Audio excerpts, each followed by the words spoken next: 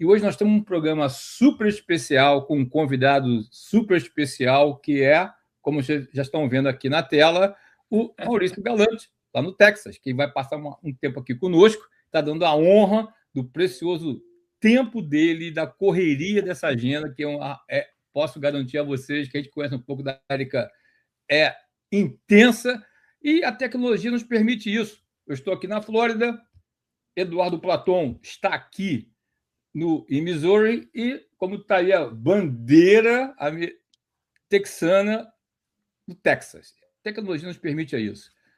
Eu já dei as boas-vindas, se puder se manifestar aqui, vocês se manifestam, e vou deixar o meu co-host aqui dar as boas-vindas a vocês, depois passa aí para o Galante, e depois eu pego aqui para a gente dar continuidade. Por favor, Eduardo Platon, dê as boas-vindas à nossa turma aqui. Boa noite, amigos, boa noite a todos os nossos queridos internautas que assistem, alguns dos Estados Unidos, outros do Brasil, outros já nos assistem também da Europa, alguns inclusive da Ásia, da África. O programa da Coalização Conservadora das Américas começou numa garagem, eu gosto sempre de falar isso, pequenininho, é verdade. E hoje em dia a gente está com alcance realmente, verdadeiramente global. Eu fico muito feliz com a presença de todos vocês.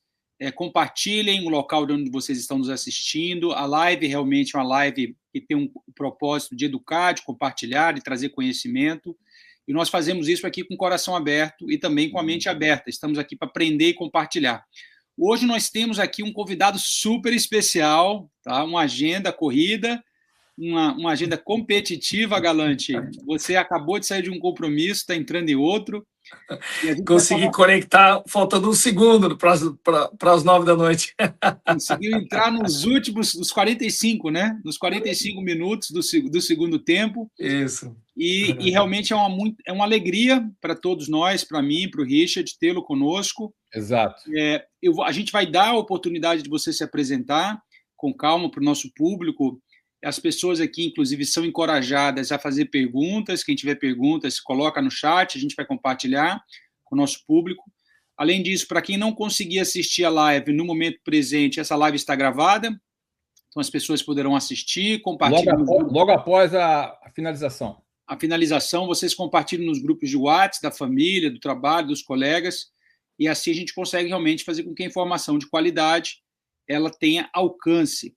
Galante, antes de você realmente abrir o microfone e falar um pouco aí de você, do seu trabalho, da sua jornada, eu queria só colocar para todos que nós temos aqui, estamos fazendo aqui uma live histórica com o primeiro representante político de origem brasileira, americana, né? Porque, inclusive, o Galante hoje é americano e brasileiro, como representante político nos Estados Unidos. Então, ele nos traz muito orgulho a todos nós, pela belíssima trajetória, também pela carreira exitosa enquanto empreendedor, empresário, e, inclusive, trazendo aí inovação, né? Inovação tecnológica, inovação política e também inovação em outras áreas. E surpresas virão, né? Ao longo dessa nova jornada. Então, Galante, com isso dito, seja bem-vindo, que esse seja o primeiro de muitos programas. Exato. Muito obrigado. Coalizão Conservadora da América, obrigado pelo convite e a amizade e o carinho dos telespectadores que vão assistir esse vídeo. É sempre bom estar aqui e a gente faz as coisas não para ser reconhecido, mas nós fazemos pela paixão e pela vontade de crescer e aprender, como você mesmo disse. Acredito que a gente aprende todo dia. Eu tenho orgulho de poder representar um pouco do Brasil aqui nos Estados Unidos. Eu sinto que os americanos precisam conhecer mais o Brasil. Acho que o Brasil é um país da América Latina, mas o Brasil, na verdade, é um continente. 50% do tamanho da América do Sul é do Brasil, 50% do PIB, da economia que gira na América do Sul, latina inteira, vem do Brasil. Os Estados Unidos é o segundo maior parceiro comercial, 40% do que vem da América do Sul importado aqui nos Estados Unidos vem do Brasil. E essa grandeza, né, não está sendo representada e nem reconhecida. Exatamente. Eu queria daqui, antes de... Galante, eu tenho aqui o hábito, que eu sou perseguido aqui nos Estados Unidos pela maneira que eu me expresso, conservadorismo.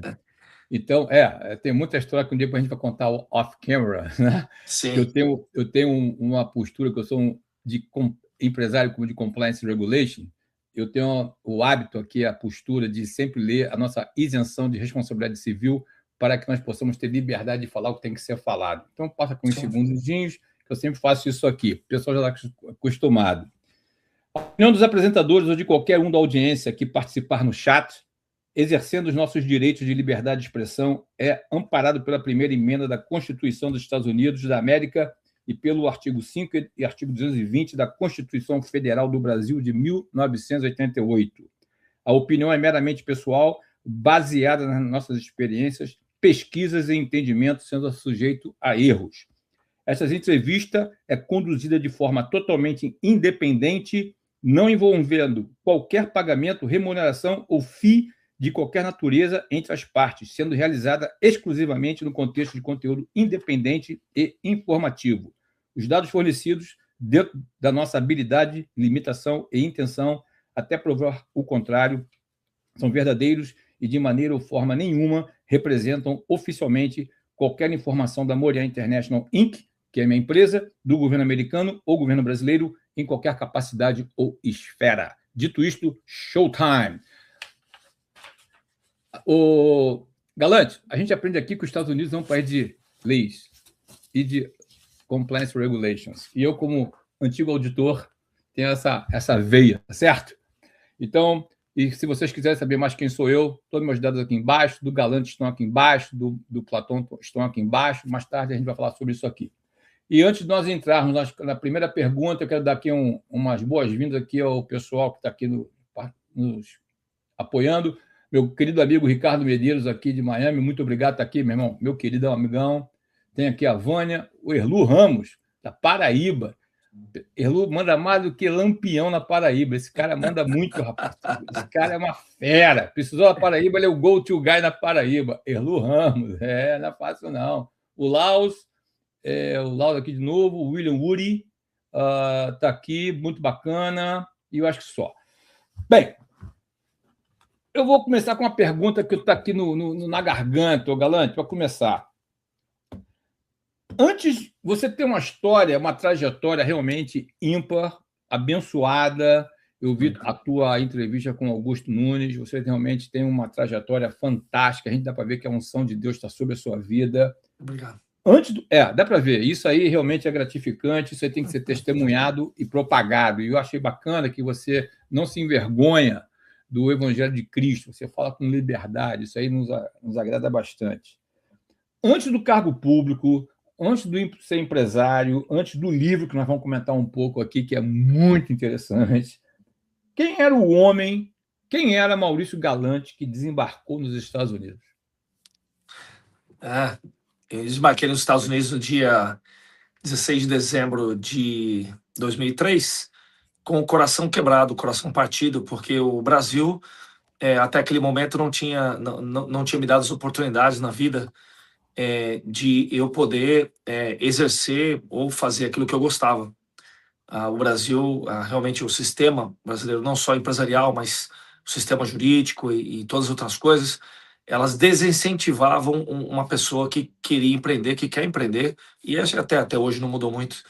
E eu tinha 33 anos de idade, cheguei nos Estados Unidos, muito sentido em que as minhas iniciativas do Brasil não foram para frente. Mas eu também tinha, ao mesmo tempo que eu estava com o coração partido por sair da minha terra e ter que recomeçar aqui, eu também estava muito esperançoso, que eu sabia que é um país de regras, um país que incentiva o empreendedorismo, um país de leis, não só leis, mas um país em que a lei é obedecida e é aplicada pelo sistema jurídico. Não é o caso do Brasil, é um país de leis também, mas a lei é ignorada, aqui ela é cumprida. E eu sabia que a minha preparação, a minha vontade, a minha garra, não tinha nada que podia me impedir de eu ter sucesso aqui nos Estados Unidos. Exato. E eu fui encontrar o sucesso empresarial realmente aqui nos Estados Unidos, porque você encontra um ambiente de negócio em que te propicia e te premia. Se você tem ideias, você trabalha mais duro que todo mundo. É uma coisa que eu sempre falo para todo mundo. Eu falo assim, no Brasil, aquele que está se dando bem, aquele que tem uma ideia, quer fazer a coisa acontecer, casos e casos aí. Lembra da história do Gurgel? Lembra da história da Fórmula 1, da Copersucar, do Fittipaldi? Então o cara no Brasil está se dando bem. Depois esse cara começou a se dar bem, eu vou quebrar as pernas dele.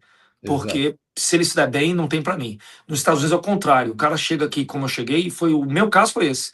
Eu cheguei para trabalhar numa escola de paraquedismo, o dono da escola falou assim: você tem green card? Não, não tem, vou te dar o green card. Ó, tô precisando de um sócio, vou assinar papelada, você vai ser meu sócio. Do nada, porque eu era o melhor empregado que a gente tinha visto na vida. E aí as coisas aconteceram, ele acabou falecendo, eu assumi a empresa, porque aqui é assim, ó, o cara é excelente, o cara tá fazendo o que ninguém faz, deixa eu ser sócio desse cara, deixa eu ajudar esse cara, porque quando ele for lá para cima eu tô junto, colado com ele. Essas são as duas visões. O Brasil quer te quebrar porque não tem para ele. Aqui vamos ajudar ele porque eu quero subir e decolar junto com você. Eu quero dar hoje eu tive uma reunião com uma determinada pessoa muito querida que eu falei mais ou menos sobre isso. Eu estou aqui com o meu querido amigo aqui, Ricardo Medeiros, aqui na audiência. Grande Medeiros. Queridíssimo ele. E hoje ele é meu melhor amigo aqui em Miami. Eu estava falando com uma determinada pessoa numa reunião.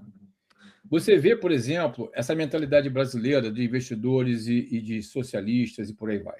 Quando você vê um americano tentando investir em você, ele investe em você para que você produza e você cresça e dê retorno a ele. Quando você vê um pessoal com a mente atrasada, que nem você comentou agora, o chinês, você vê o chinês. O chinês investe para quê? Para te dominar. Você vê que o americano investe para você crescer e fazer negócio com ele. Juntos. Haja visto o que o Donald Trump quer fazer com Venezuela. Eu vou ajudar você. Quer fazer com Gaza, quer fazer com o Irã agora, destruído. É o cara que ele fez com a Ucrânia. Você tem terras raras, so what? Tu não tem dinheiro para tocar o projeto? Eu estou com o meu querido amigo Erlu aqui também. Nós temos oportunidades fantásticas e não tem dinheiro para tocar o projeto. Uhum. E isso que você falou é profundo a nível cultural. As pessoas têm uma ideia distorcida dos Estados Unidos muito forte, o Galante, em relação é capitalismo, não sei o quê. Você vê agora Cuba. Se Cuba cair, o que o Trump falou? Ele vai ajudar, se possível, o pessoal volta para lá, desenvolve, fica na terra da onde saiu, que eles gostam, tem prioridade, e faz igual que os Estados Unidos, fica todo mundo satisfeito no capitalismo. Exatamente isso aí. Fantástico. Alguma pergunta, Platão? Vai aí. Você está off. Platão, Gabriel está off, tem que abrir.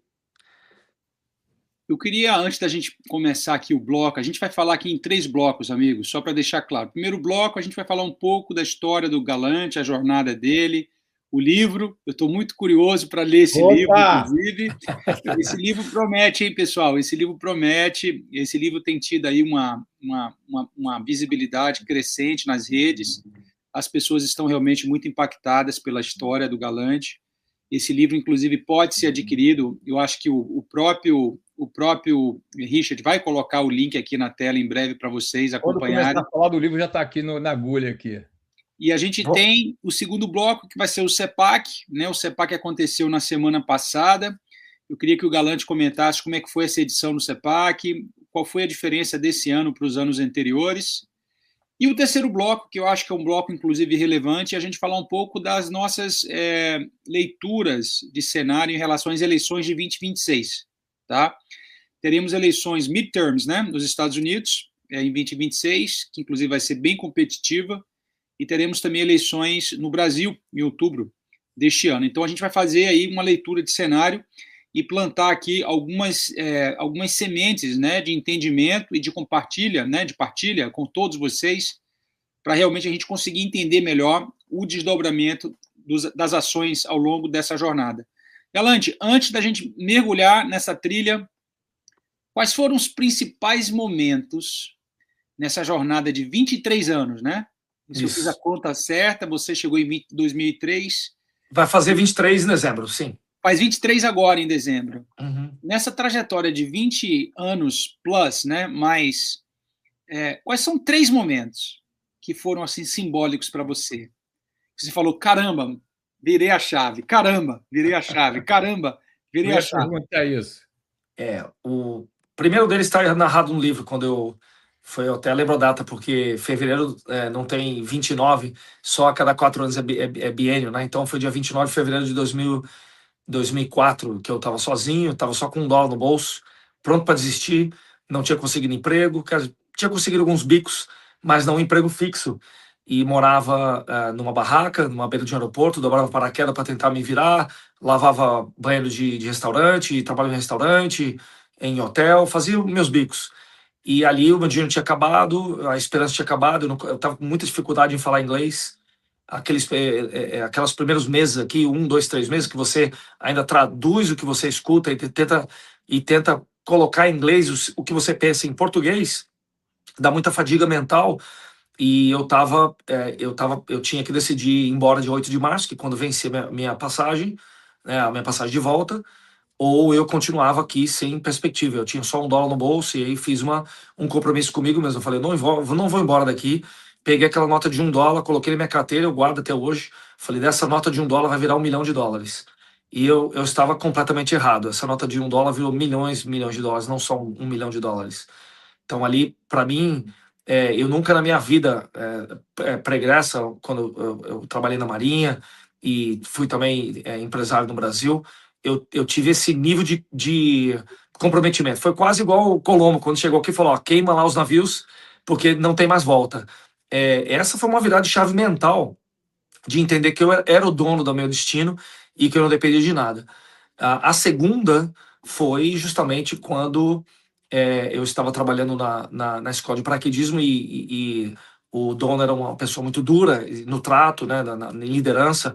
Ele basicamente abusava verbalmente das pessoas e xingava e falava isso, aquilo. E aí teve um dia que eu falei assim, não mais. Eu falei para ele, não mais. Se você abrir a boca, eu vou embora daqui, o piloto vai embora comigo e eu não, você tem que me respeitar e vai ser assim ou não vai ser. Aí ele regalou o olho, olhou para minha cara, falou, tá bom. E aí nunca mais, dali nunca mais.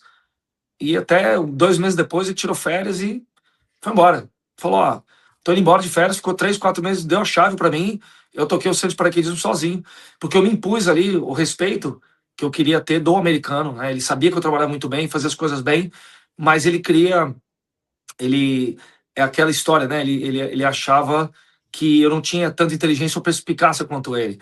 Mas quando eu mostrei isso, e é uma questão de você se impor, né? Você tem isso dentro de você, mas aquele excesso de respeito, não quero incomodar o cara, não quero que ele fique bravo comigo, não quero perder meu emprego. É um momento também que eu desliguei a chave seguinte, ó, ou aceitem como eu sou, profissional ao extremo, faço as coisas muito bem pensadas, ou eu vou arrumar quem me valoriza. E aí foi uma virada de chave. E a última foi justamente depois que ele faleceu, em que eu assumi a escola de paraquedismo. O ex-dono tinha colocado todos os equipamentos, o avião e os paraquedas no meu nome, no testamento, tem uma ideia. Ele faleceu num salto de paraquedas, estava tudo no meu nome e não assinou o documento com o advogado dele. Né? E aí, quando ele faleceu, eu voltei para Connecticut, ele faleceu no Havaí, eu estava no Arizona, saltando, treinando os militares das Forças Armadas Americanas, inclusive, como contractor, como contratado. Eu voltei para Connecticut e tive uma conversa com o irmão dele, e o irmão dele me humilhou, falou, volta para o seu país, do buraco que você veio, eu não sou banco, não vou te prestar dinheiro nenhum, não vou financiar a compra da escola para você. Tudo bem. Eu dali consegui um contrato com o estado de Connecticut para alugar a área de paraquedismo, e quando eu consegui o contrato, eu peguei e liguei pro irmão dele, que me humilhou, quis me rebaixar na casa dele, inclusive eu não podia nem reagir, porque estava dentro da casa dele. Liguei para ele e falei, olha, você tem 48 horas para tirar suas tralhas do meu aeroporto, porque o aeroporto é meu agora, você tira suas tralhas. E aí eu virei o jogo, ali eu passei a dar as cartas. Então eu passei de uma atitude subserviente, uma atitude de medo, acuado, de que eu não pertencia ao mercado americano, para uma atitude de que esse aqui é meu lugar e ninguém vai me tirar daqui. Então acho que essas três não foi só chegar nos Estados Unidos, foi chegar aqui e encontrar qual o meu lugar para ser respeitado e fazer as coisas da minha maneira. Uau, uau! Eu acho que quem ouviu isso aqui e registrou o que ele falou, para todos nós brasileiros, né, que temos aí uma jornada de imigração nos Estados Unidos, realmente isso aqui é uma virada de chave, hein, Richard? O que você colocou bastante importante aqui, o Galante, que a gente sabe que nós que somos imigrantes, é essa postura de intimidação, muitas vezes, para quem começa a vida aqui com esses trabalhos mais odd jobs, que nem você começou, se bem que o teu já não era, às vezes o pessoal quer te intimidar, e se você não se impor, eu tive meus momentos que minha primeira operação aqui nos Estados Unidos, minha primeira vez, foi em 1984, no Tennessee. Long time ago, right? E depois eu voltei para o Brasil, depois voltei para cá em 86, e eu tive umas experiências, você comentou, em 86, na Califórnia, quando eu morei em Los Angeles. E eu tive umas experiências não tão assim... Parecidas, mas intimidadoras, que eu também Na época que eu vim para cá em 86, eu não aceitava e não aceito até hoje, mas na época, tu imagina, eu era empresário no Brasil, tinha 50 funcionários, ganhava dinheiro, e via um cara aqui, pum, não, desce no Lago na Repa, entendeu? E eu enquadrei o cara direitinho, um gerente do supermercado. Mas, enfim, papai da história. Olha... Eu queria aproveitar, Richard, se você me permitir, claro. Perguntar ao Galante quando é que veio o estalo de escrever o livro, né? Quando é que veio o estalo? Porque eu acho que o livro ele nasceu no momento certo, é a minha leitura, né? Ele realmente nasceu. Quando é que veio esse estalo? Falar, olha, chegou a hora de escrever esse livro, publicar esse livro. Eu acho que as pessoas, né? E o Richard, se você quiser colocar o link do livro aqui. Já coloquei aí e você vai explicar por que o nome do livro. Explica primeiro qual é o nome do livro e quando veio o estalo. Fala aí. Sim.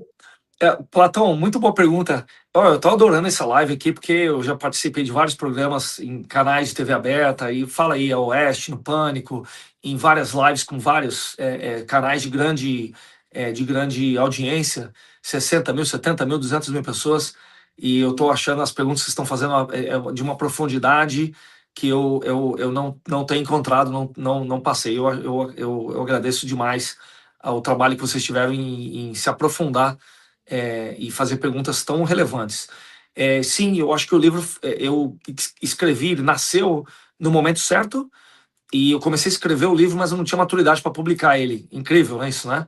Você escreve um livro, e aí eu percebi que eu não tinha maturidade de publicar ele ainda. Então, eu comecei ele em 2010, foi dia 20, eu lembro a data, dia 20 de novembro de 2010.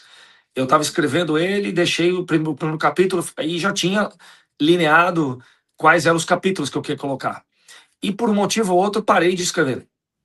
A vida aconteceu, eu comprei o centro de golfe, estou aqui, e aí, um dia, eu falei, olha, vou escrever o livro de novo, vou continuar aquele livro. Por quê? Porque eu cheguei aqui com $100 no bolso, sem inglês, e me tornei o primeiro brasileiro a ter uma escola de paraquedismo nos Estados Unidos, primeiro brasileiro a ser examinador de instrutores, ou seja, eu treinava instrutores da Associação Americana de Paraquedismo, tive sucesso financeiro, depois me tornei o primeiro brasileiro instrutor de golfe aqui nos Estados Unidos, profissional de golfe, a ter uma escola, um centro de golfe nos Estados Unidos, e isso foi um pouco antes de ser eleito. Eu falei, cara, eu fui tantas vezes, eu fui o primeiro, e as pessoas já me falavam, pô, eu contava um pouquinho da minha história, né? Como é que você veio parar aqui? Pô, mas isso aqui dá um livro. Pô, mas isso dá um livro. Pô, mas isso dá um livro. Essa história dá um livro. Você não escreveu o livro ainda, não? Aí eu falava, não, eu tô no primeiro capítulo. Não, você tem que terminar, tem que terminar. E aí eu falei, vou terminar. Aí eu conversei com uma amiga, a Thaís Vitorella, inclusive é minha relações públicas hoje, mora lá na área de Boston, e ela conversando comigo, eu sou jornalista, eu ajudo as pessoas a escrever livro e tal. Eu falei, pô, tem um livro que eu não terminei, eu devia tomar vergonha na cara e terminar. Aí quando eu fui olhar, mandar o arquivo para ela, o dia que eu mandei o arquivo para ela, dia 20 de novembro de 2020, exatamente 10 anos depois. Eu falei, isso é um sinal que eu tenho que escrever esse livro. E aí me deu uma coisa, eu falei, não, vou ter que terminar. Aí eu terminei o livro em 2 meses. Foi lá dia e noite escrevendo, ela revisou e lançamos. E o nome, eu sempre falava, né? Quando eu falava, o pessoal perguntava, que você mexe com o quê, né? Igual a Minas, né? Você mexe com o quê, né? Em vez de falar com o que você trabalha, eu falava, não, eu mexo com paraquedismo, eu salto de paraquedas, né? Não, que é isso? Você não tem medo do paraquedas não abrir, não?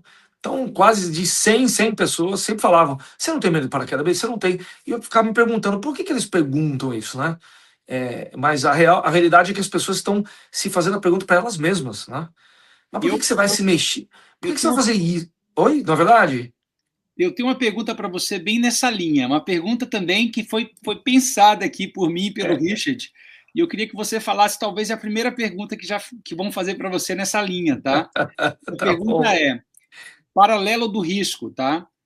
Maurício, você sabe que no paraquedismo, o medo é um mecanismo de sobrevivência. Sim. No empreendedorismo, ele costuma paralisar. Se você fica paralisado com medo, você não avança. Então, como é que você conseguiu treinar a sua mente para diferenciar o medo que protege do medo que impede o crescimento? Boa pergunta, Platão. Excelente pergunta, Platão. O medo que protege é o mesmo medo que impulsiona o profissionalismo, na minha opinião. Quando eu saltava, e aquilo é engraçado, eu falo para os outros, o cara que tem 15 saltos, 20 saltos, 150 saltos, ele não sabe o quão perigoso pode ser o paraquedismo e quais são todos os riscos que pode envolver a atividade. E por isso que muitas mortes no paraquedismo, o pessoal mais novo, né, 200, 300 saltos, digo novo, porque eu tenho quase 5 mil saltos, né? Então, quando você chega ali nas 4 mil, 5 mil saltos, você tem tanta experiência de paraquedismo que você passa a ter mais respeito do que você tinha quando você começou. Quando começou é aquele oba-oba, uhul, vamos saltar, vamos se divertir. E aí você passa a dar mais valor, a dormir cedo, a não ingerir bebida alcoólica um dia antes, a inspecionar o paraquedas 2, 3 vezes, a trocar de equipamento mais frequentemente, a fazer inspeção mais cuidadosa, a ter... Você se torna um mestre das pequenas coisas quando você tem mais experiência. E no início, as pessoas que não têm tanta experiência não dão tanto valor às pequenas coisas. Então eu vi o medo, eu passei a ter medo no paraquedismo quando que eu tinha depois de 4 mil saltos. Deus salvou minha vida 3 vezes, eu me tornei cristão numa dessas ocasiões, está escrita no livro, não vou contar para o pessoal poder ler, né? Não é isso? Exatamente, não conta não, mas, não conta não. Mas eu passei a ter medo, porque eu falei, olha, eu já morri 3 vezes, 4 vezes, e Deus salvou minha vida aqui. E o que eu preciso fazer agora para eu não passar por aquilo que eu passei? Aí eu passei a mudar meu procedimento, ser mais meticuloso com tudo. Então o empresariado é a mesma coisa. Então assim, eu não quero quebrar e morar na sarjeta. Então, o procedimento de ter tanto cuidado para as coisas no negócio, um bom plano de negócio, uma boa análise de risco, eu trouxe do paraquedismo, eu trouxe isso do paraquedismo. Porque quando você quebra uma empresa, eu já quebrei 2 vezes, é um sabor muito grande e é um peso psicológico muito grande também. Tem gente que se mata, né? Tem gente que não consegue viver com essa falha. Então, eu trouxe o medo. É uma coisa que impulsiona eu ser mais profissional, mais cuidadoso com tudo. E me diz uma coisa, tem até um livro de business que diz pack your parachute. É você que embrulha o teu paraquedas ou você confia isso a alguém? Na época eu confiava, eu treinei outros paraquedistas, funcionários meus, treinei eles a dobrarem uma paraquedas, porque quando você trabalha profissionalmente, você dá 7, 8 saltos por dia, 10 saltos, eu já cheguei a dar 22 saltos num dia. Não dá tempo de você dobrar seu paraquedas, que demora ali meia hora, é uma coisa bem meticulosa. Você desceu do avião, bota o paraquedas numa área de dobragem, já pega o outro paraquedas, toma um copo d'água, uma coisa, lava o rosto, já conheço o meu próximo passageiro, que vai fazer um tandem comigo, e ali é 30 segundos mostrando onde ele não pegar minhas alças, não fazer aquilo para a gente não ter um risco, um acidente, já vai andando para o avião, para uma picape que tinha, leva para o avião, já está pronto, sobe de novo, e é o dia inteiro. 22 saltos num dia não é brincadeira. Mesmo cara que dobrava teu paraquedas? Desculpa, pede Era pergunta. Sempre mesmo que dobrava teu paraquedas, porque isso é uma coisa meio mística. Mística. É um profissional preparado, uma pessoa que eu treinava desde o início. Era sempre o mesmo assessor que dobrava teu paraquedas ou era outro que variava? Eu tinha um conjunto, 3 assessores diferentes, 3 funcionários diferentes, mas eu fazia questão do seguinte: quando vinha alguém que para trabalhar nessa função, que era dobrador, o packer, a gente chama de parachute packer, eu fazia questão de retreinar ele, para tirar todos os vícios dele. Porque existem certas coisas que você faz na dobragem que pode significar um risco muito maior do paraquedas abrir e ter uma malfunction. E esse meu procedimento, eu narro no livro, inclusive, foi crucial, que a gente manteve aí uma média de 550, a gente chama de malfunction, né? Uma pane a cada 550 saltos, sendo que a média americana era uma pane a cada 270 saltos. Na minha área de salto, uma das mais seguras dos Estados Unidos, ganhamos prêmios por ser os mais seguros, não houve nenhuma fatalidade em 10 anos, nenhum acidente grave de quebrar, de se machucar muito, quebrar fêmur, quebrar braço, um pé quebrado, e a gente fazia o dobro de saltos por malfunction. Por quê? Porque nossos standards eram muito mais. E, inclusive, eu treinava outras áreas de paraquedismo nos Estados Unidos inteiro. Vinham dos Estados Unidos inteiro, vim treinar comigo, falar, o que esse cara faz que os outros, que a gente não está fazendo para a gente aprender. E eu peguei essa fórmula e uso no golfe. Eu me dei tão bem no golfe como hoje, porque eu usava a mesma fórmula de criar meus próprios conceitos, meus próprios procedimentos, com muito estudo, com certeza, humildade para aprender com quem faz melhor que eu, e depois que eu entendi o processo, eu mesmo passo a fazer melhor que os outros. O Richard, eu tenho mais uma pergunta aqui para o Galante, nessa temática do primeiro bloco, já para a gente fazer a transição para o segundo bloco, tá? Já estamos aqui com 31 minutos de live, está sendo aqui uma live incrível, fluindo super bem, está indo bem, né? Estamos no flow da live. E a pergunta, Galante, é o seguinte: é a questão da metáfora do pouso, tá? A gente colocou aqui um pouco de energia mental, de energia intelectual, para realmente fazer com que a sua presença realmente abrisse a cabeça de algumas pessoas que assistem. E a pergunta é: muitos empreendedores, eles sabem decolar, certo? Uhum. Mas poucos sabem pousar. Então, poucas pessoas sabem a hora de parar, poucas pessoas sabem a hora de encerrar ciclos, consolidar vitórias, né? Então a pergunta é: o que é que o paraquedismo te ensinou sobre a importância de ter uma estratégia de saída, né, para cada tipo de negócio? Obrigado, Platão. Excelente pergunta. Só tem essa pergunta excelente aqui hoje. Eu gostei dessa que você falou, saber a hora de encerrar o ciclo e contabilizar a vitória. Eu mesmo sou prova viva disso, né? Eu fiz uma carreira na Marinha de 15 anos, eu considero que paraquedismo foi o turismo foi uma carreira curta, mas é hospitalidade, a mesma coisa. Então, tive a carreira de paraquedismo e hospitalidade, e soube encerrar, fechar o ciclo e vender na alta, né, o business, e iniciei o do golfe, e eu vejo hoje que a minha carreira do golfe também se encerrou.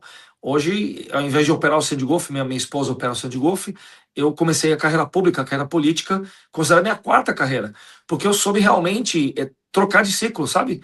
E o que o paraquedismo me ensinou? O pouso, se você não pousa, não existe o outro salto, não tem o próximo, né?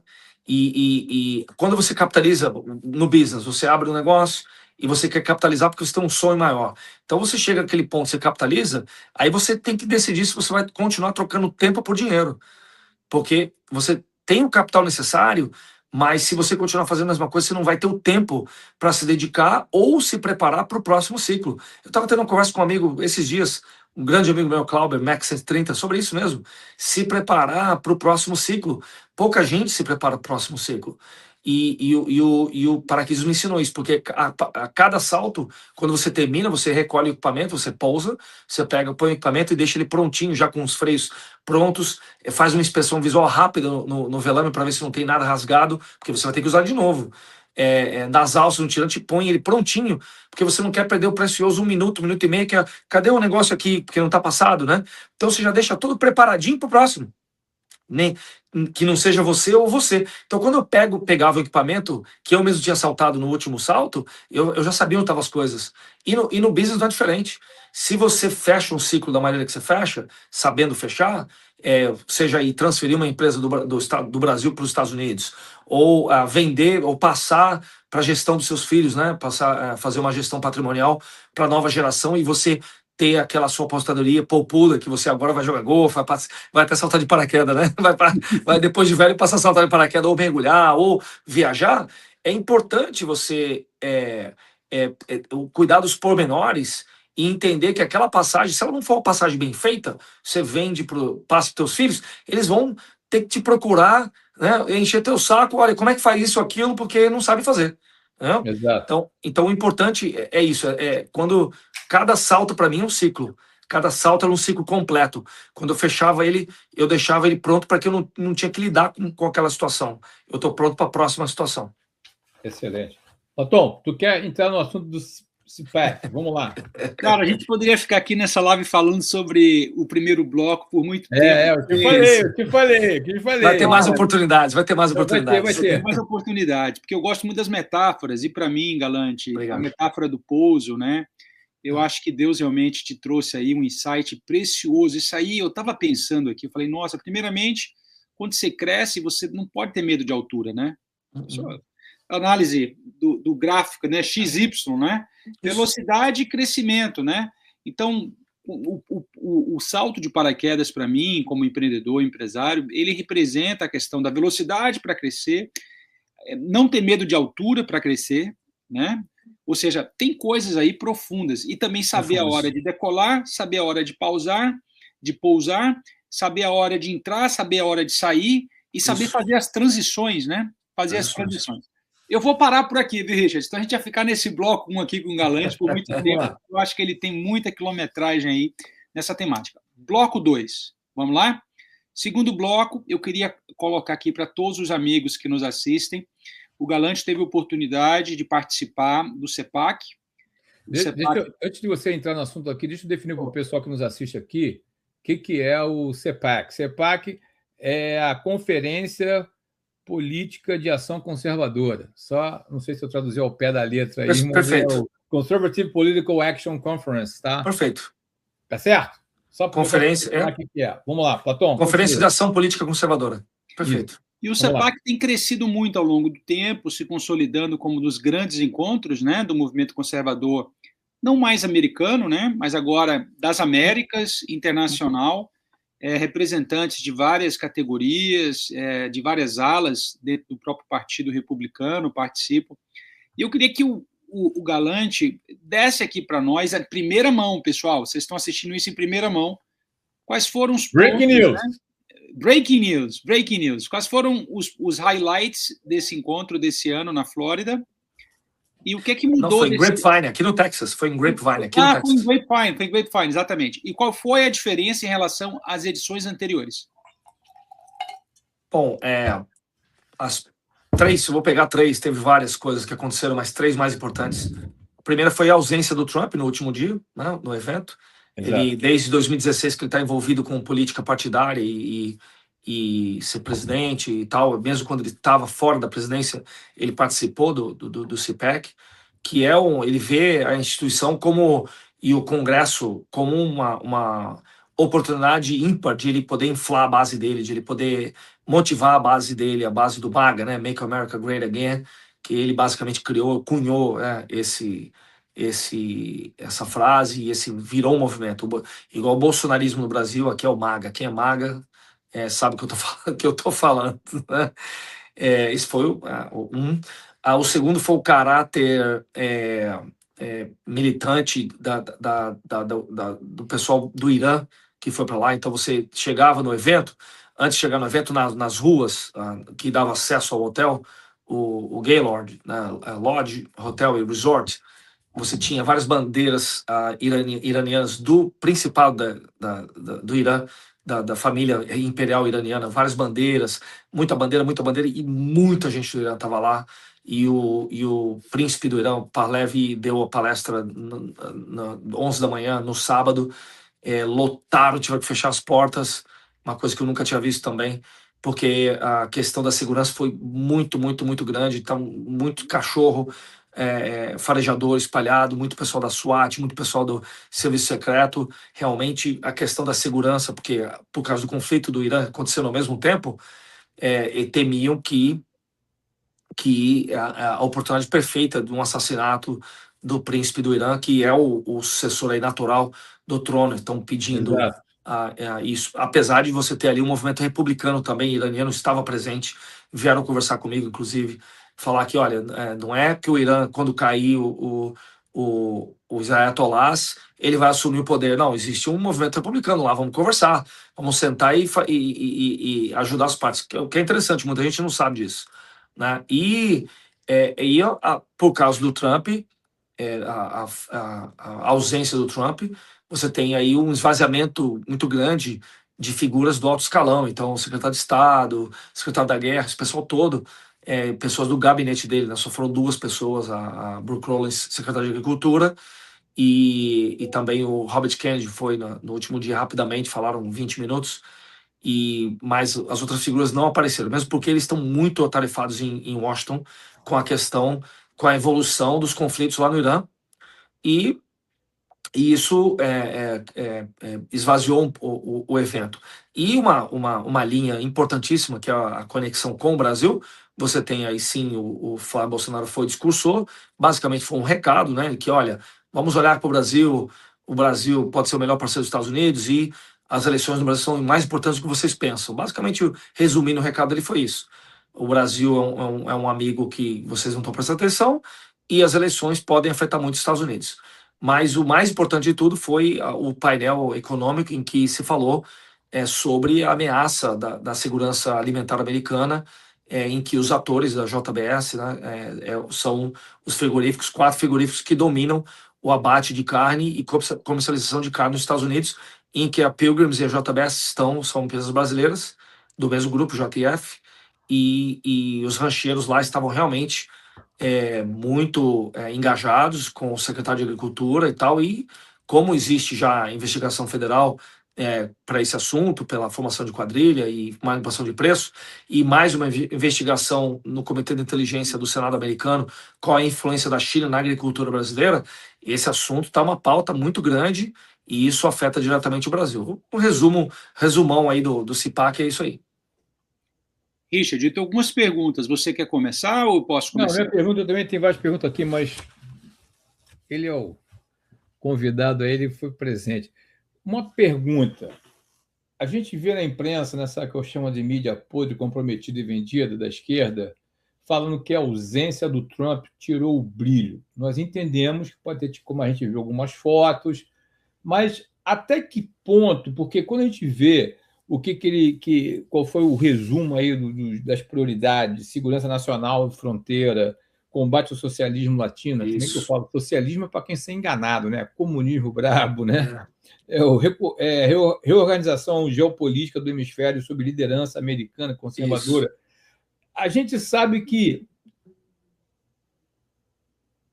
os presentes, os palestrantes, eles representaram muito bem o MAGA. Eles representaram muito bem a doutrina Trump. Né? Você acha que a ausência do Trump, a gente sabe que afetou, nós entendemos tudo isso, tá? Mas será também que pode ser de repente, até que de repente ele não pode ter ido? Tudo, porque no mundo dos bastidores políticos tudo é possível. Até pela presença lá do líder iraniano que estava lá, a ida dele, conflito. Será que ameaçou tanto o brilho da CIPAC que nem a esquerda está falando? Não, eu não acho. Eu acho que não tirou o brilho do evento. Eu acho que o evento teve um caráter diferente dos outros que eu participei. Os outros que eu participei, ficava claro que o evento do CEPAC era mais um evento para realmente inflar a base, para motivar a base e chamar a atenção. Ó, esse é o trabalho que nós temos que fazer isso, temos que fazer isso. E a eleição do Trump, e o ano passado foi basicamente uma comemoração da eleição do Trump. Exato. Mas esse ano ficou claro que o caráter do CEPAC é mais um trabalho, ficou claro que é um caráter mais de trabalho, entendeu? Mesas de discussões. Manutenção de agenda. Uma mesa de discussões sobre a agenda em curso. Que eu vivi isso. Uma coisa é você ser militante, estar do lado de fora, falando temos que fazer aquilo, isso é prioridade, isso é prioridade. Aí você cai aqui dentro, senta aqui na cadeira, e você tem uma cidade para tocar, você tem muita estabilidade. Você tem que ter policiamento, tem que ter bombeiro, tem que ter cuidar de rua. Isso é a nível municipal. Nível federal, você tem 3 guerras em curso agora, tem mais conflitos ao mesmo tempo. Você tem uma situação geopolítica enorme, com preço de petróleo, com terras raras, com agentes geopolíticos, agentes diplomáticos antagônicos aos Estados Unidos, e uma midterm, que bem falou Platão, vai ter uma midterms agora, então assim, e os eleitores têm que dar satisfação ao povo americano. Ontem mesmo o Trump foi na televisão para dar essa satisfação, né? Então, o CEPAC mudou de caráter. Eu acho que o caráter anterior do CEPAC era mais vamos lá, a gente tem que tomar o poder e complementar o espaço. Beleza, complementamos o espaço. E agora? Agora vamos sentar aqui e discutir o que tem que ser feito. Vamos afinar o discurso, número 1, afinar o discurso. Vamos trabalhar para ter estratégia conjunta, porque a direita é craque nisso, né, em se dividir, né?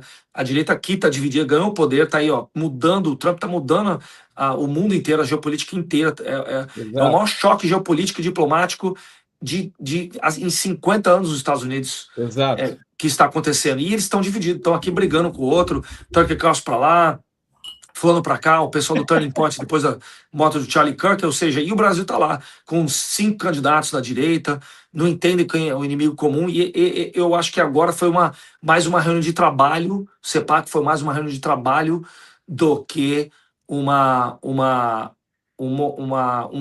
comício, sabe? Um evento mais de comício, entendeu isso? Foi mais uma reunião de trabalho, é isso que eu entendi. E para reunião de trabalho, você não precisa fazer o chefe. Você tem que trazer os grupos de trabalho, pô. Exatamente. Então, o que eu entendi foi isso, foi mais grupos de trabalho, sabe? Exatamente. Não, deu para ver que foi mais um trabalho de manutenção da agenda já encaminhada, do que provavelmente novidade. Exatamente isso. Fala, Platão.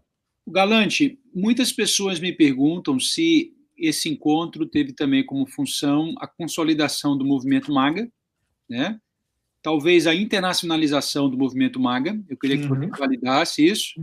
E outro ponto que está sendo discutido é que o próprio Irã já está trabalhando o próprio slogan, né? Make Iran Great Again, né? Miga. Então, faz sentido esse comentário. Você está vendo que essa agenda MAGA realmente ela tem recebido o apoiamento de aliados e parceiros internacionais, inclusive nas Américas, né? Que é o nosso continente. Sim. Como é que você enxerga isso? Faz sentido essa leitura? Sim, sim para as 3 perguntas, tá? Mas eu vejo que a internacionalização desse movimento MAGA, ele esbarra no papel do judiciário como fiador da balança entre legislativo e executivo. Não só nos Estados Unidos aqui, a discussão é enorme aqui também para juízes ativistas, né? Como é que vai fazer o impeachment desses juízes aqui nos Estados Unidos que dão uma ordem lá, um juiz lá da Califórnia tem o poder de parar todos os aeroportos no país, porque ele não acha constitucional dar funding para o ICE, entendeu? Exato. Porque o assunto sai do Congresso, bate é a mesma coisa que no Brasil, né? Você tem lá o Congresso decide uma coisa, o cara do partido do PSOL vai lá, direto no escaninho do STF, entra com um pedido tal, pronto, ele barra 540 e tantos deputados, um só deputadinho do PSOL que está combinadinho ali com o juiz da Suprema Corte. Aqui acontece a mesma coisa da Romênia. Tá lá o romeno lá, eu esqueci o sobrenome dele, tá lá preso. O cara na Turquia também, opositor do ditador lá da Turquia, né, o Erdogan, tá preso também. Tá lá a Le Pen também não pode concorrer. Tá o Bolsonaro preso no Brasil. Então assim, eu achei que faltou uma discussão mais profunda de como você vai trazer o judiciário de volta para a casinha dele. Não é só aqui nos Estados Unidos, mas na Europa, na América Latina. E isso está... E a esquerda, o Richard entende muito bem, a esquerda bobinha não é, né? Eles entenderam como personalizar esse judiciário no Brasil através de propina, né, indicações de amigos, aqui através de eleições roubadas, fraudadas, para colocar juízes nas First Court e quando eles estão no poder, os democratas, nomear juízes ativistas. E na Europa a mesma coisa, usar o judiciário para tocar para frente a agenda deles, porque eles já viram que no voto eles perdem. No voto eles não conseguem tomar o poder. Então o poder hoje da esquerda está sendo exercido, essa é a minha opinião, essa é a minha avaliação. Eu não estou talvez muito longe da realidade, talvez alguma coisinha ali aqui eu acho que dá para dar um retoque na minha opinião, mas a minha visão é essa. A visão é que a esquerda entendeu como governar com o judiciário. E não interessa quem esteja no governo. Se tiver eles no governo executivo, é o que você vê no Brasil aí. Um atropelamento total da Constituição, cerceamento de direitos, gente presa sem ter julgamento sério, e ninguém faz nada. E o legislativo fica olhando. Os militares, não só aqui nos Estados Unidos, também ficavam olhando. Aí quando a eleição foi basicamente, né, surrupiada aqui, roubada da mão do Trump, tá aí 300 mil votos aí descobertos aí ilegais na Geórgia e em outros estados, no Arizona também 180 mil votos. E na Europa a mesma coisa. A esquerda aprendeu como governar com o judiciário. E a direita tem aquela, como é que chama? Aprecia muitas regras, tem aquele respeito pelas regras e pelo judiciário, e eu acho que isso está prejudicando o trabalho da direita. A direita endeusou o judiciário de uma maneira que fala, não, vamos jogar nas 4 linhas. Quer jogar nas 4 linhas aqui dentro também. Quer jogar na Europa, quer jogar no Brasil. Só que no momento que você está jogando as 4 linhas, esqueceu que esse judiciário que está aí, não só no Brasil, mas aqui na Europa também, é um judiciário que está aparelhado pela esquerda, está dominado pela esquerda. Então você está seguindo as regras da esquerda que está te ditando as regras. E aí, Exatamente. amigo, como é que vai fazer? Não? E muitas pessoas têm me perguntado, Platão, como é que a gente sai dessa sinuca de bico, né? Como é que a gente desmonta essa bomba? Porque essa eu tenho ideias, a gente faz um programa especial só isso, chama alguém jurista aqui, excelente, para conversar com a gente, mas eu tenho algumas ideias para fazer isso. Porque realmente isso tem sido um fator limitador de crescimento, isso tem sido, inclusive, um impeditivo, né, para o equilíbrio entre os 3 poderes, e isso tem gerado, inclusive, muita insatisfação por parte do nosso executivo, né, a ala boa, né, a ala boa do executivo, a ala boa do legislativo, que se sente realmente invadida, né? Existe um processo de invasão e na nossa leitura de usurpação de poder. Galante, vamos falar um pouco aqui, já estamos com 50 e quase 2 minutos de live. Essa live ela está andando na velocidade da luz. Quando o papo é bom, o tempo voa, né? Platão, só um segundo, eu iria mais longe ainda. Eu acho que está na hora da gente discutir o modelo governamental em que a gente copia desde 1680 e pouco do Locke e do Montesquieu, né? Que é o tripartidarismo, a tripartição de poderes, legislativo, judiciário e executivo. Será que hoje em dia, né, porque aquilo foi inventado aí 200 anos atrás, 200 e tantos anos atrás, será que com o advento da tempo todo, com o advento das ações estados, do advento das empresas estados, uma Apple tem mais poder político e econômico do que um Brasil inteiro? Uma SpaceX domina todos os setores da economia do maior país, do país mais rico do mundo, né? Se não fosse a SpaceX, a Ucrânia não tinha condições de continuar uma guerra. Ou seja, essa situação nós não vimos na Segunda Guerra Mundial, Primeira Guerra Mundial e nas guerras anteriores, ou movimentos geopolíticos do século XVIII, século XIX e século XX. Então, as empresas-estado hoje, será que esse modelo de tripartição dos poderes, ele atende a nossa necessidade hoje? Ou nós deveríamos repensar um novo modelo de gestão de nações, de países ou de estados? Esse aqui merece outra live também. Eu estou só tomando nota aqui, viu, Richard? Merece outra live, né? Esse é um tema muito interessante. Falou da SpaceX, rapaz, esse cara está dominando o mundo em termos de informação, é outra coisa, né? Vamos lá, Platão. Vamos lá para o terceiro bloco. Amigos, eu peço desculpas a vocês. A gente poderia ficar aqui toda a live falando sobre apenas o primeiro bloco, mas o compromisso com vocês é de fazer um highlight geral nessa primeira live. Vamos deixar aqui o convite feito para o Galante, para consultar a agenda dele e trazer ele mais uma vez, ou muitas vezes, para fazer parte da Coalização Conservadora das Américas. Exato. Eu queria entrar agora, Galante, no terceiro bloco e no nosso bloco final, né? Sempre honrando aqui a estrutura do nosso querido amigo Augusto Nunes, né? Um brilhante jornalista brasileiro que eu tenho muito respeito pelo trabalho, inclusive gostei muito da entrevista que ele fez contigo. Muito boa. Quem não viu, vale a pena buscar no YouTube e ver, muito boa. Quem não viu a entrevista, realmente é uma super entrevista, eles se aprofundam na temática geopolítica, política, e realmente deixa aí algumas perguntas, né? Algumas perguntas que foram feitas para a população brasileira refletir nesse ano de 2026. Eu acho que o povo brasileiro precisa realmente se libertar de algumas leituras, né, de mundo, de algumas amarras mentais que nos colocam num ponto de fragilidade. Essa é a nossa leitura. Galante, em relação às eleições de 2026 nos Estados Unidos, chamada de midterms, como é que você está enxergando? Como é que você está enxergando esse combate? Geralmente, quem está na situação perde cadeiras, né? Isso tem sido a história.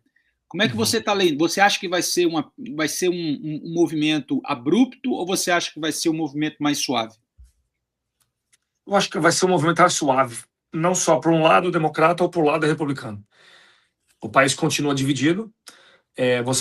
Os números não são a favor do Trump. Das últimas 100 eleições, 98 o incumbente perdeu a midterm, ou seja, explicar aqui, com certeza sua audiência entende, mas tem o Senado e o Congresso, que é o Legislativo. O presidente pede o Senado, e às vezes os dois, o Senado e o Congresso, e ele tem oposição nas duas casas para tocar a agenda dele executiva.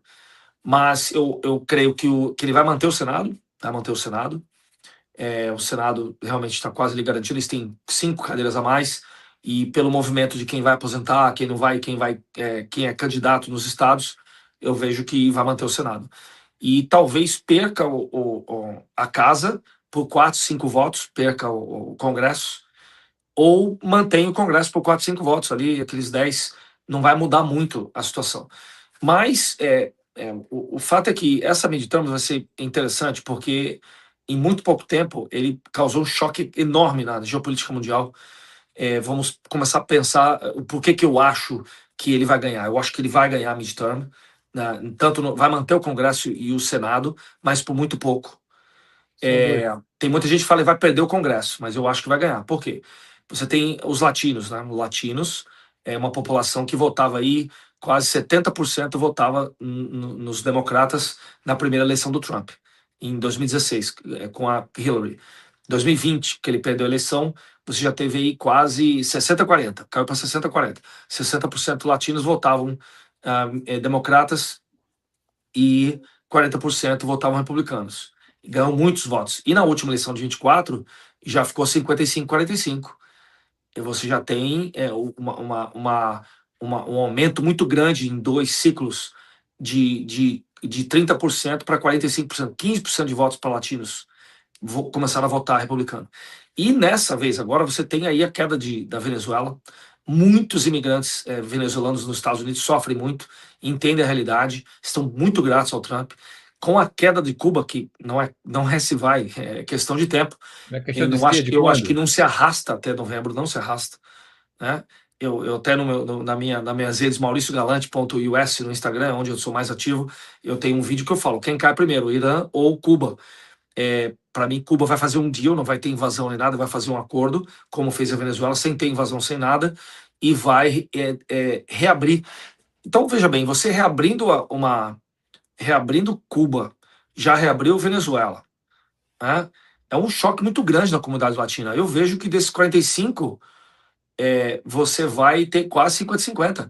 50-50 latinos e latinos votando e democratas e republicanos, é uma vitória expressiva. Então ele mantém a casa só com isso. Mas você tem economia, você tem o pessoal de baixa renda que trabalha em restaurantes e ganha tip, né? Ganha tip e não vai pagar imposto de renda. Então agora, mês que vem, esse mês agora abril, que o imposto de renda vai ser, eles vão ter que pagar o imposto de renda.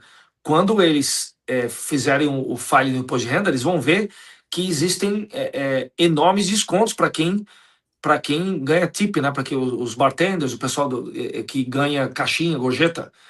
E isso vai ser muito importante. Ele vai ter uma base, o pessoal do blue collar, né? O pessoal trabalhador, vai estar do lado do Trump. E a fraude rompante que você vê em Minneapolis, que você vê em Minnesota, que você vê em outros estados, e eles estão indo em cima das fraudes. Esse é o positivo. O negativo é, sim, a questão da perseguição do ICE contra imigrantes. Então, talvez a questão dos imigrantes vai se balancear, mas a questão da economia e da geopolítica e da fraude vai dar essa vantagem pequena para ele. E eu acredito que vai manter a casa e o Senado. Vai manter por muito pouco. Mas o Senado com mais folga e com outra folga. Eu concordo com o seu em gênero grau. Deixa eu somar até mais um pouco. Vou dar uma ótica de quem está aqui em quê? Miami. Miami. Aqui, Galante, aqui o Trump virou rockstar aqui em Miami. Eu estou em Doral, na minha cidade aqui chama Doral, e aqui é como Doral Zuela, que é o epicentro da comunidade venezuelana. Até meu último prefeito aqui, ele era venezuelano. E o Trump Doral Resort é aqui no Doral. O Shield of America foi aqui no Doral. Enfim, o que eu posso falar para você?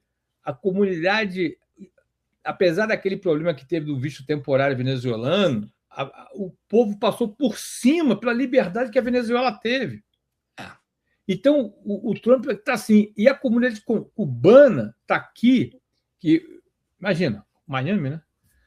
E é que você falou, Cuba cair não é questão de se, é de quando. O pessoal está na casa do TikTok, contagem regressiva. Ele, veja bem, caindo Cuba, se bem que você falou, para mim não haverá invasão, haverá um acerto. Outro dia eu vi o Miguel Cornel, acho que é o nome dele, né? O Miguel, falando com palavras de empreendedorismo. Eu falei, que isso? Miguel Dias-Canel. Dias Canel. Já está cedendo. Né? Não vai ter boots on the ground, vai ser um acordo financeiro. Está vendo o que aconteceu com Irã, está vendo o que está acontecendo com Venezuela. Ele não vai querer isso para ele. E agora o neto do Fidel Castro, essa semana, não sei se você viu lá eu falando, que é um influencer. Viu essa, não? Vi que o maioria do povo prefere capitalismo, não socialismo, não comunismo. Então, acertando isso, e outra, tendo Marco Rubio, que é o candidato preferencial do Eduardo Platón, né, para presidente. Pessoal, é o Rubio. Não tem como dar errado o midterm. Hoje, tem até aqui é bom você ter falado o que você falou, que tem aí o meu xará aqui, lá de Boston, que está me devendo uma entrevista aqui, que ele fica ali. Eu falei, rapaz, fica tranquilo que está tudo no controle. Que é a hora que o Cuba. Eu falei exatamente o que você acabou de falar. Está apertado? Tá. Mas tudo é estratégia. Hoje, por exemplo, foi aquele choque aí que saiu a Pambandi da Procuradora-Geral, mas, meu, está tudo no controle. Nada, não pode ser ruim. Tudo no controle. Galante, aproveitando essa deixa, o que acontece nos Estados Unidos impacta o Brasil. Né? E nós estamos acompanhando em tempo real o impacto dessas questões geopolíticas na política nacional brasileira. Né? O que acontece na Venezuela impacta a política em Brasília, o que acontece no Irã impacta a política em Brasília. Exato. Então, como é que você está enxergando as eleições de 2026 no Brasil, nesse quadro de, digamos assim, eu estou enxergando uma fragilidade brasileira na sua diplomacia. Eu acho que o Itamaraty brasileiro, na minha leitura, nunca teve uma posição tão difícil, né, de defender o indefensável.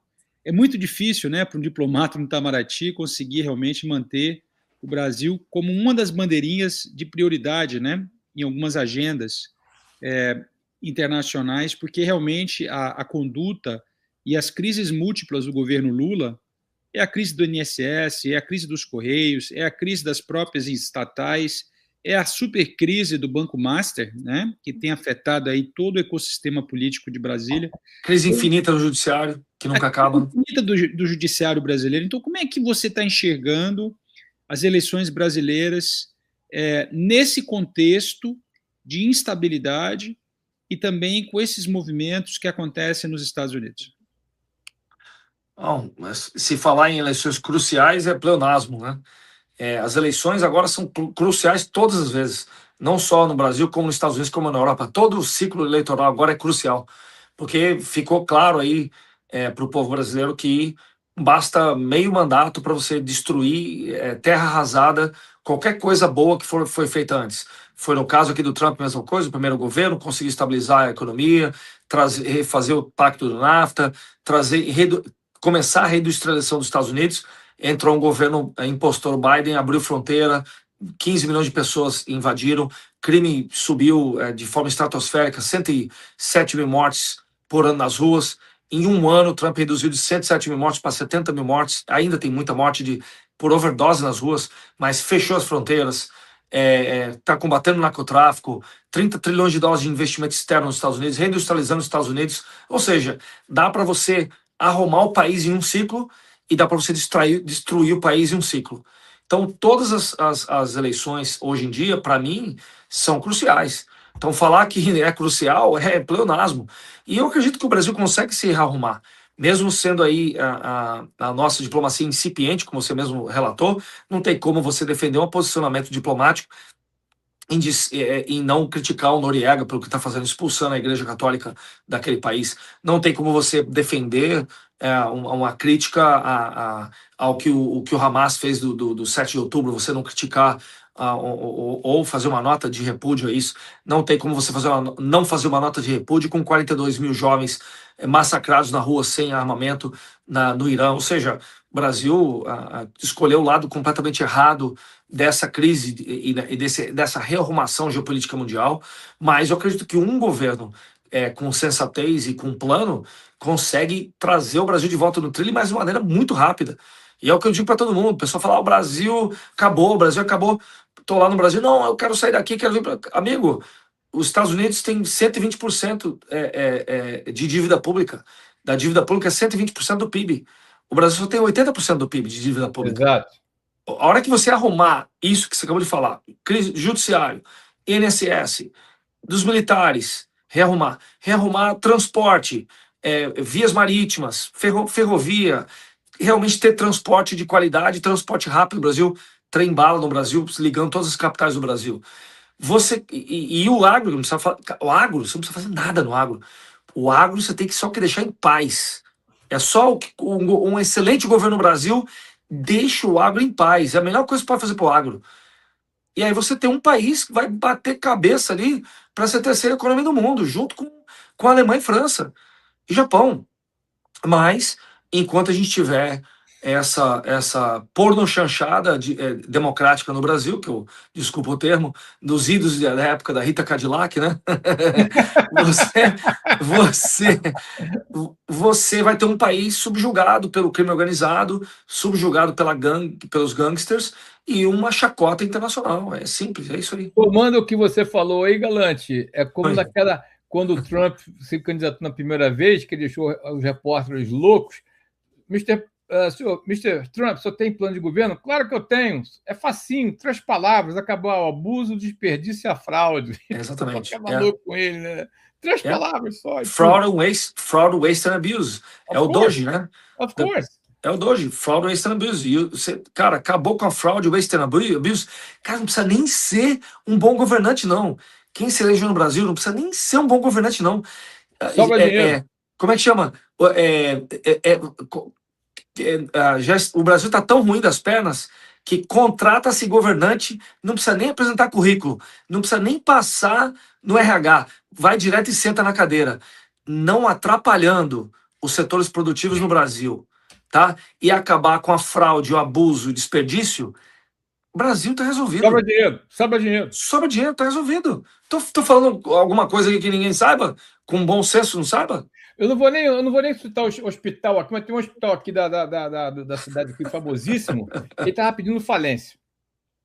Soma exatamente o que você está falando. Estava para pedir falência, aí chamaram um cara para assumir como CEO, o cara teve uma pegada do auditor, o que ele chegou? Pum, cortou. Fraude, abuso e desperdício. Hoje é um dos mais lukrativos aqui do condado. Mas vamos lá. Eu queria trazer aqui para o Galante, trazer um pouco agora para a sua alçada, falar um pouco do Texas. Texas. Aqui, o Texas é um... God bless Texas. God bless Texas. Everything is big in Texas. O Galante, tu usa bota? Chapéu? Os botas, chapéu, sim. E o buckle? E o buckle tá aqui, ó, com a bandeira do Texas. O buckle Legal. Pessoal, o buckle é aquela fivela grande, tá? Eu queria só colocar para vocês, o Galante tem sido aí, ao longo dessa história, uma grande fonte de orgulho para todos os brasileiros, residentes no Brasil, residentes nos Estados Unidos, que realmente veem no Galante um exemplo, né? E diria até uma inspiração, Galante. Eu acho que a palavra é essa, uma inspiração. E eu queria te fazer uma pergunta, porque a especulação da eleição do Flávio Bolsonaro, em alguns círculos que eu frequento, as pessoas têm comentado, Platão, olha só, se o Flávio Bolsonaro tiver êxito nessa campanha política, né? Nessa batalha com o Lula, e tiver êxito e for eleito, o Estado de São Paulo, o Flávio e o Tarcísio juntos, né? Ou seja, o Tarcísio sendo reeleito, o Flávio presidente da República, e o Estado do Texas, pode-se criar um super corredor conservador e vai ser uma mola propulsora de desenvolvimento econômico incrível, né? O que você me diz em relação a isso? Você enxerga esse potencial com a eleição, realmente o Flávio se consolidando como o presidenciável vencedor? Algumas pessoas comentam, olha, o Flávio pode ganhar no primeiro turno, mas a direita brasileira ela tem aí se dividido ao longo da história. Então, se a direita brasileira não se dividisse, talvez o Flávio realmente conseguisse levar na primeira, né, no primeiro turno. Mas, havendo a vitória, mesmo no segundo turno, você enxerga as chances de ter esse corredor interamericano conservador, com o estado de São Paulo como máquina econômica brasileira e o estado do Texas? Como é que você enxerga isso? É uma possibilidade? Sim, é uma grande possibilidade. Eu não sou consultor político do Flávio Bolsonaro, nem fui perguntado para ser consultor político, mas eu vou dar aqui minha opinião de 2 centavos, né? Eu acho que a primeira hora do dia, sentando numa cadeira presidencial, lembrar que o sistema multipartidarismo brasileiro é diferente daqui. Vai ter muita dificuldade em implementar, porque você tem todo um sistema aparelhado de esquerdas em todas as autarquias, não, sem falar no judiciário. Mas a primeira hora do dia é dar prioridade para a segurança pública e se alinhar às bandeiras que os Estados Unidos têm para o hemisfério ocidental. Primeiro, o combate ao crime organizado, são organizações terroristas, dar esse apoio para os Estados Unidos de inteligência e de material, de equipamento, receber material e equipamento e fazer essa coordenação não só com os Estados Unidos, mas como a Argentina, como o Paraguai, como a Bolívia, como todos, Equador, os países que viraram aí agora conservadores.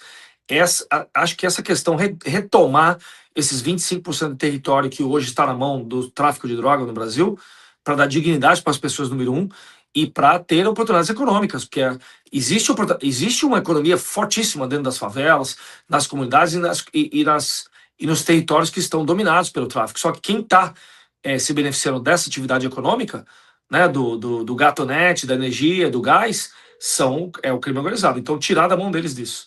Né? Quem sabe eles deem esse trabalho para os militares fazerem, para eles pararem de pintar meio fio, como se dizem aí, e realmente partir para treinar na realidade, em vez de ficar treinando para uma guerra hipotética, treinar para uma guerra que já existe, né, dentro do Brasil e que é esquecida hoje em dia. Essa é a primeira coisa. A segunda coisa é aquilo que eu acabei de falar, a desregulamentação, no máximo que puder. Então, não para de encher o saco da indústria, do empresário, do agro, deixar fluir o mercado, e um cara que nem o Paulo Guedes, ou da linha do Paulo Guedes, ter isso como prioridade, vai destravar o Brasil. E a terceira, não tem como o Brasil progredir de maneira alguma sem você ter uma reforma profunda do judiciário, em todos os níveis. E sem atacar o judiciário, sem o STF é importante, o Supremo Tribunal Federal é importante, o STJ é importante, os TRs são importantes, mas criar critérios de admissão, né, fazer realmente o impeachment de ministros que já passou da hora, fazer essa grande operação aí no STJ para ver quem estava vendendo sentença, mandar embora quem tem que mandar, criar critérios de ascensão de TRF, de STJ e de STF, talvez os melhores critérios, mais criteriosos do mundo inteiro, porque aqui nos Estados Unidos também é uma tristeza. Você tem aí juízes que ficam aí a vida toda até morrer, né? A Ginsburg aí ficou aí até morrer. Ela ficou 5 anos sem ir na Suprema Corte, com 8 tratamentos de câncer, estava lá só para o Trump não botar mais uma pessoa. Então, 12 anos de mandato no máximo, são 11 na Suprema Corte, né? 11 anos de mandato, sendo que no último ele vira presidente da Suprema Corte, 1 ano de presidente da Suprema Corte, vai embora, acabou. Né? É um mandato um pouquinho maior só que os senadores, e fazer essa reforma do judiciário, porque daí depois você destrava ferrovias que estão paradas aí porque terra indígena, destrava tanta coisa, né? Destrava CPI de INSS, manda prender todo mundo, e sem fazer isso não vai conseguir. E não precisa ter um plano muito bom, não, robusto, não. É segurança, economia livre, segurança, livre economia e justiça de verdade. Cara, quem bater nessa tecla não tem como não ser eleito.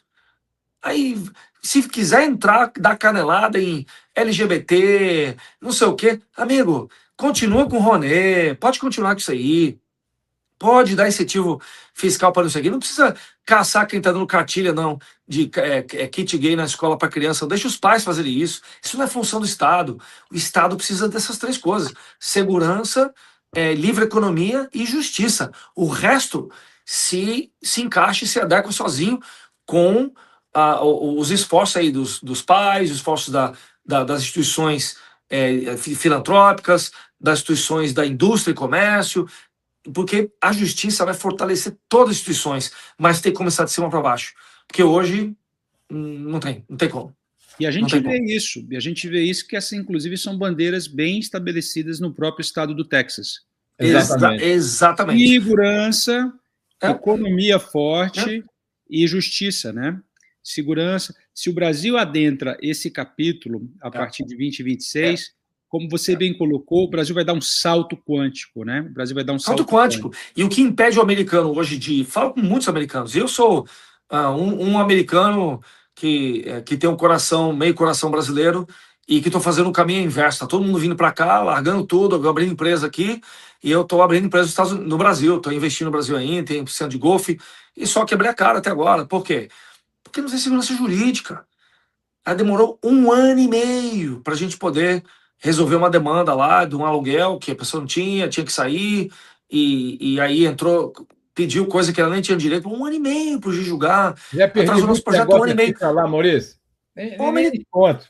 O americano não vai investir no Brasil nem em terra rara, nem em Embraer, nem em navio, nem em ferrovia, nem em trem-bala, nem nada, se não tiver segurança jurídica. Esquece.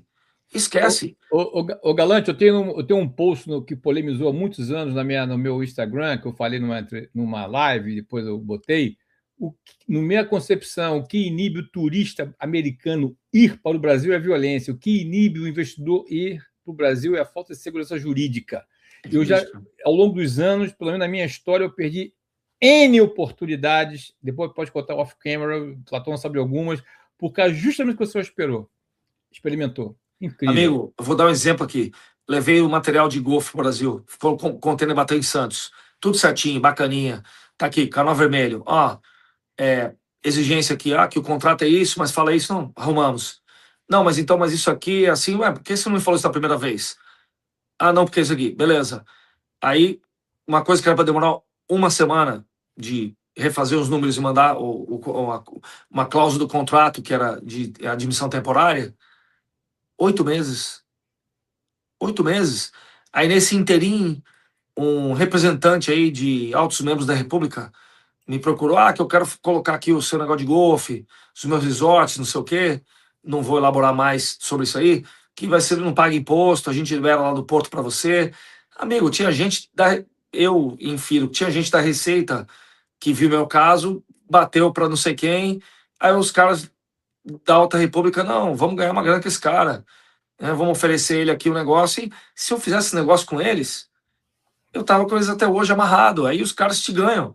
Porque daí você cria uma empresa do nada, que é o nosso objetivo é criar uma empresa grande no Brasil. Começamos pequenos, graças a Deus está começando a crescer agora, mas eu estaria sempre atrelado, devendo um favor para essa gente, porque eu estaria fazendo o errado, que era não pagar imposto, não pagar aduana, não pagar nada. Eu paguei tudo, mas demorou 8 meses para fazer a coisa certa. 8 meses, uma coisa que demoraria 1 semana.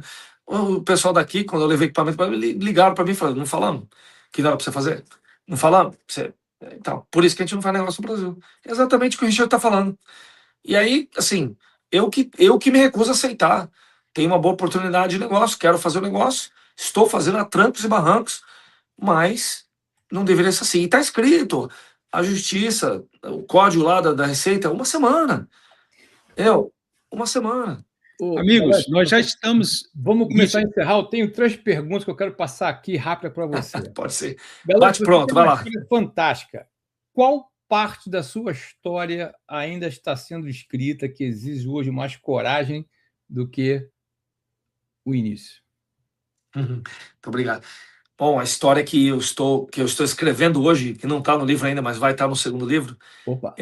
Pode usar o canal para divulgar. Tá bom. Nem nome tem no segundo livro, vocês vão me ajudar a dar um título aí, tá? A história que está sendo escrita que ninguém está vendo é a história de uma pessoa que não desiste do Brasil, mesmo sem ter nada a ganhar, trabalhando muito nos bastidores, muito mais do que a minha obrigação, me expondo mais do que a minha obrigação, gastando do meu bolso para ajudar um Brasil que eu me recuso a esquecer e Amém. Abandonar. Amém. Às vezes fazendo mais do que próprios gente aí que tem cargo na República aí, senador, deputado e tal, e fazendo de bom grado, porque eu acho que eu tenho que honrar da onde eu saí, da onde eu vim, e eu prometi nunca esquecer de onde eu vim, Então, essa é uma história que está sendo escrita que as pessoas não sabem, mas um dia eu vou poder trazer à tona e ajudar a resgatar o Brasil. Eu digo resgatar o Brasil porque o Brasil já teve no caminho certo, não digo só no governo Bolsonaro, mas em governos anteriores, até mesmo na década de 20, no início, né? Muito pouca gente sabe aí, no início da República, o Brasil era uma grande nação, estava num bom caminho, até mais que os Estados Unidos, tinha mais recursos do que o próprio Estados Unidos, que era uma república, né, que estava começando no primeiro reinado aí do Império Brasileiro, e essa história está sendo escrita, tá bom? Parabéns. E você está respondendo e está somando uma coisa que muitos me perguntaram, que, guardadas as devidas proporções, o porquê do Coalização Conservadora das Américas, e eu respondo mais ou menos que eu e Platão, de novo, guardadas as devidas proporções, a gente faz o que faz justamente porque você está falando aí. Eu tenho uma outra pergunta para você. Daqui a muitos anos, looking back, olhando para trás, da sua trajetória, o que você gostaria que dissessem sobre você? Poxa, me deixar emocionado, né? O que meus filhos vão falar sobre mim? Um idealizador, um idealista que conseguiu executar. Amém. Um idealista que conseguiu realizar. Porque tem muito idealista no cemitério lá, né? Opa. Tem muito idealista. Não, E tem muito realista que nunca construiu nada. Eu acho que hoje, com o cargo que eu estou aqui eleito, né, tenho a honra de estar aqui eleito, eu sempre fui um idealista, mas hoje eu tive um choque de realidade e aprendi a transformar minhas ideias no micro, né, num mundo micro, que é um município, não micro, são 400 mil pessoas, que é a maior cidade dos Estados Unidos, né, sexta maior do Texas, mas no mundo micro eu estou conseguindo realizar coisas que muitos idealistas que passaram antes por mim aqui nessa cadeira não conseguiram. E eu já estou começando a pegar gosto pela coisa. E eu estou começando, se eu consigo realizar um negócio micro, vamos tentar realizar um negócio um pouquinho maior? exato. E aí o céu é o limite. Não, o céu não é o limite, né? A sua mente é o limite, não o céu. Aquele que Deus tem um propósito não será parado, né? Minha última pergunta para você, antes de passar para o Platão, para as considerações finais. O que ainda ninguém te perguntou e que tu gostaria que perguntasse? Pô, da onde que eu tiro minha energia? Da onde você tira a tua energia? O pessoal fala, pô, você é virado no 400. Por que você tem esse senso de... de onde você tira tanta energia? Mas de uma maneira que eles perguntam, tipo, cara, de onde você tem tanta energia? Por que você tem todo esse senso de urgência? Né? Porque eu me convenci, quando você lê meu livro, eu morri 2 vezes, eu fui salvo 4 vezes, de verdade, mas eu morri 2 vezes. Eu já estou 49 segundo tempo. E eu tenho a plena consciência de que eu estou aqui por um propósito maior do que eu. Amém. E esse meu senso de urgência é justamente poder transformar aonde eu passei, poder realizar o plano de Deus na minha vida em todas as oportunidades que eu tenho. E a energia que eu tenho é esse senso de proteção, é a armadura de Deus mesmo, né? The armor of God, que o Paulo fala, né, na epístola dos Filipenses, que nada pode me atingir.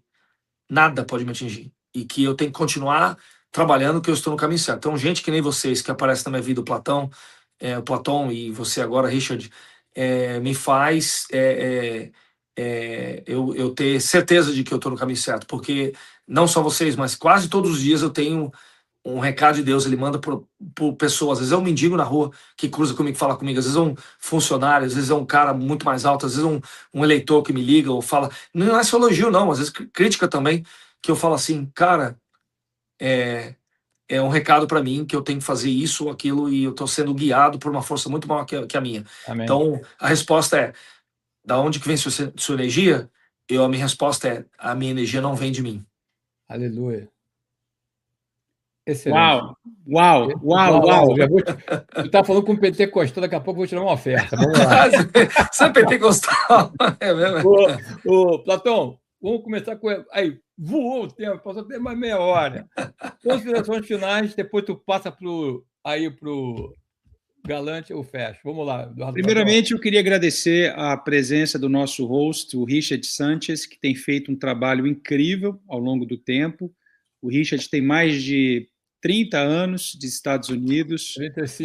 35 anos, uma trajetória belíssima, uma família incrível que eu tive a oportunidade de conhecer no Doral, uma pessoa que tem aí também um amor profundo pelos Estados Unidos, um amor profundo pelo Brasil. Exato. E está também nessa jornada empresarial, nessa jornada também política, de melhoria e de legado.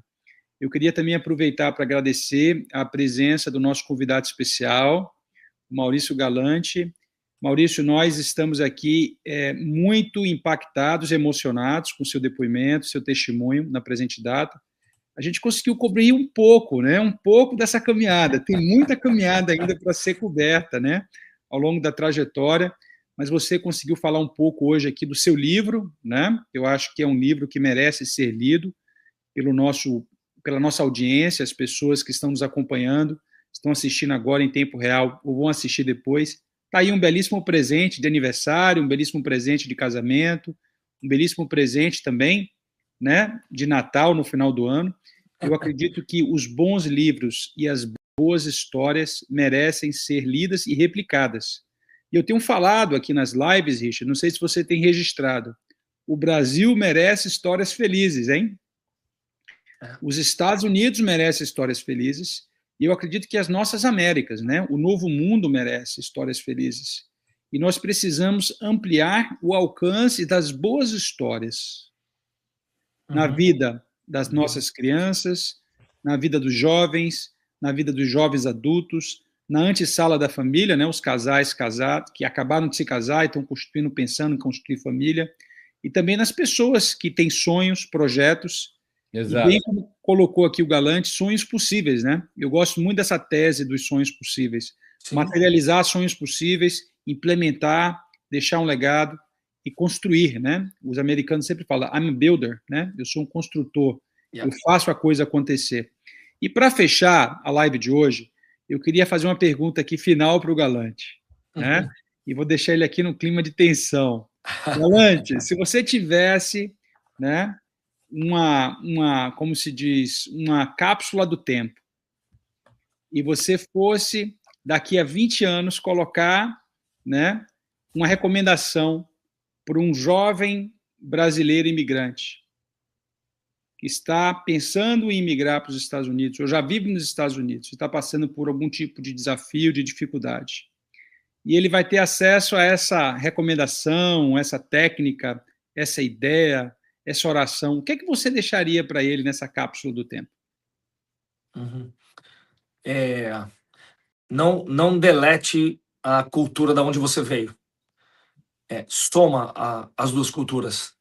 Abraça a cultura americana, abraça os símbolos do país, abraça o patriotismo que os Estados Unidos têm e coloca elas lado a lado. Viva as duas culturas ao mesmo tempo, sem anular uma outra. Pega as coisas boas que o Brasil tem para ajudar no que você faz aqui, pega as coisas boas que você tem dos Estados Unidos para somar no que você traz de deficiência de lá. Que eu acredito que essas duas nações têm um destino maior do que nós já tivemos. Os Estados Unidos foi aí o primeiro país a reconhecer a independência brasileira. O Brasil foi o primeiro país a ter uma embaixada nos Estados Unidos. O Brasil foi o único país que mandou tropas para a Primeira e Segunda Guerra Mundial para ajudar os Estados Unidos nas Américas, em todas as Américas.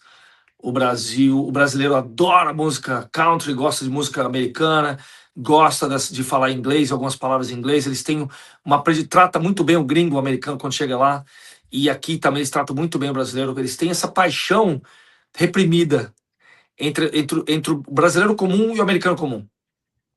Você fala que é brasileiro para o americano comum e fala para um brasileiro um americano, eles têm essa fascinação entre um e o outro, sem saber quem você é, quanto você ganha, qual classe social você é, nem nada. Eles têm essa fascinação. Então, deixa essa fascinação florescer e ganha o país, porque esse país aqui abraça quem respeita e quem se dá o respeito. Galante, esse é o livro 3, hein? Pessoal, só somando aqui o que o Galante falou, mais ou menos tenho falado isso aqui ao longo dos anos no meu canal, e você que é imigrante, você que está pensando em vir para cá, que você está escutando, compartilhe esse vídeo, que somando a minha experiência de imigração, 35 anos de América, com a experiência do Platão, quantos anos, Platão? 27. 27. Com a do Galante? 23. 23? Quase. Alguma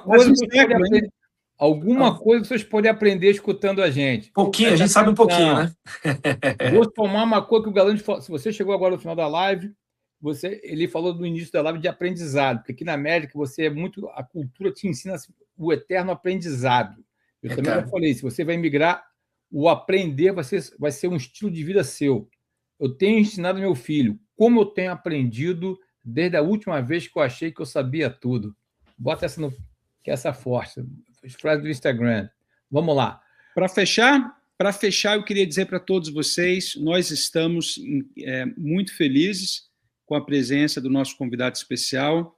O Maurício Galante tem sido aí, ao longo da história, uma referência para brasileiros, para americanos, tem certamente elevado o patamar do Council, né, na cidade de Arlington, no Texas. A cidade de Arlington, no Texas, para quem não sabe, fica naquele hub, né, Dallas-Fort Worth. É uma cidade que tem, inclusive, o headquarters de empresas importantes, é uma referência na área de segurança, é uma referência na área de tecnologia, e eu desejo, realmente, que o Galante volte muitas vezes ao nosso programa. E para fechar, Richard, eu passo a bola para você tem a nossa tradição de fechamento.